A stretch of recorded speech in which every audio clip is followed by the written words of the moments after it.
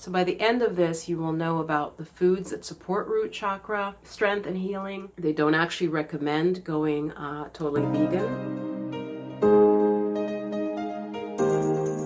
Hey, namaste, goddess. I'm so glad you're here. It's Yogini Kala. All right.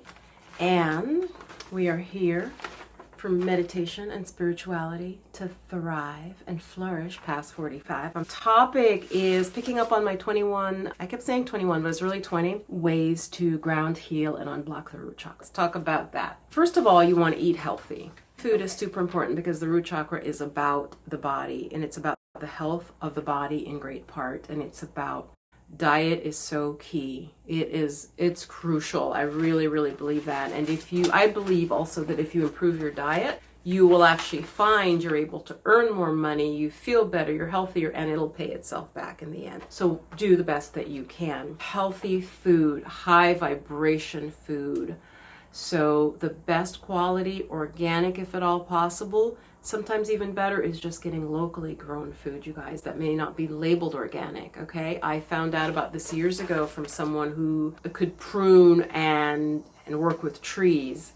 And he talked about how a lot of local farms, and you may know this, they can't afford to do organic and to get the labeling for organic because that's become big business. But he's like, there's some family farms, depending on your area, where they never went really chemical, where it's still a family farm. They just didn't buy into the big chemical and company, I won't even name the name, where they're just, spraying the food and doing things that are unhealthy and that may have been banned in Europe, but are not banned here. So buy the healthiest food you can, look into local, it may be better even though it's not labeled organic. The specific type of food that is linked with the root chakra, and I don't think a lot of people mention this, it is protein. Now, as someone who's worked with people on and off for years and also been very observant as a yoga teacher, as a massage therapist, I meet people, they tell me what's going on with them. I also see them, I see their bodies, I see their health problems. I have found that people who seem ungrounded, as I've gotten to know them or know about their habits, they tend to be more into sweets and carbs. That's just been my observation. And I personally have noticed that protein for me is more grounding. But this is also the suggestion of chakra absolute expert Anadea Judith is protein. And now it does not have to be meat. It's not saying that you have to be a meat eater to have a strong root chakra. That's very important. That's not what that means by protein. It can be vegetarian protein. It can be garbanzo beans, black beans, tofu, seeds, sunflower seeds, nuts.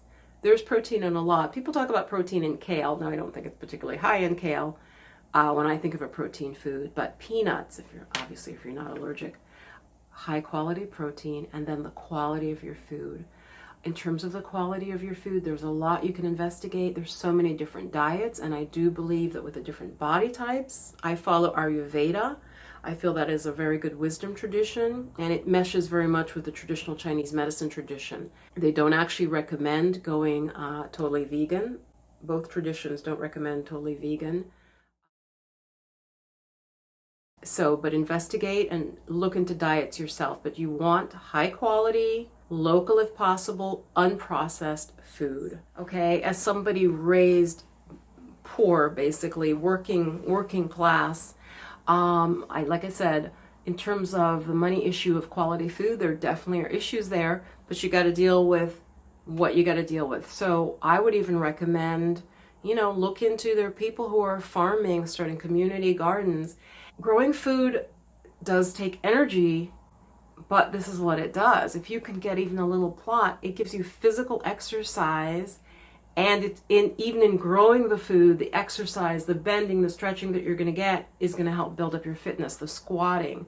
Okay, you got to really think and make a commitment to yourself. So again, I'm addressing those who really have budgetary constraints. If you can get even a little garden plot, or a windowsill garden, you can grow some lettuces. I'm growing kale in tubs, in like these big, like you get there, like the health food store has like peanut butter in them, like the wholesale before they scoop it into bulk. They're huge buckets. Hi, Percival. And I'm growing kale actually very successfully. It's the only thing I'm growing successfully, people. But I am growing kale, okay? There's a lot of nutrients in there. Mixing in some macrobiotic awareness, root vegetables in that tradition were always said to be grounding, so root chakra, linking to the earth.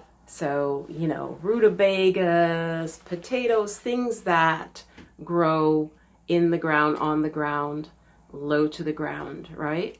Again, within your dietary framework, talk to your doctor, figure out what your allergies are. That's all crucial. Like I said, I really respect Ayurveda. You may want to look into that because it most closely aligns with the yogic tradition, and that same wisdom informs whether you're Vata, Pitta, or Kapha type, and can help you with diet. I found that really helpful. And also, many folks are saying go by color. I'm not sure that I 100% agree with that. Strawberries and red apples. Red foods. I mean, there is the idea of the vibration. That I'm going to say I'm not really an expert on that in terms of color of food, except to say that you do want a diet that is rich in color.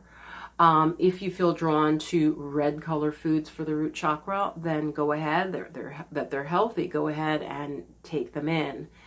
Cherries, strawberries, red potatoes, pomegranates, things like that. If you feel that it's grounding for you, in this talk about the root chakra, though, especially be aware of sugar. That's like the thing I can really try to warn you off of. I really feel like sugar is a drug. I'm talking from experience. It can be very difficult to sort of minimize or get off of sugar. One of my macrobiotic teachers, and I'll never forget it because it's proven true with me, he said, when people are craving sugar, often it's a protein thing.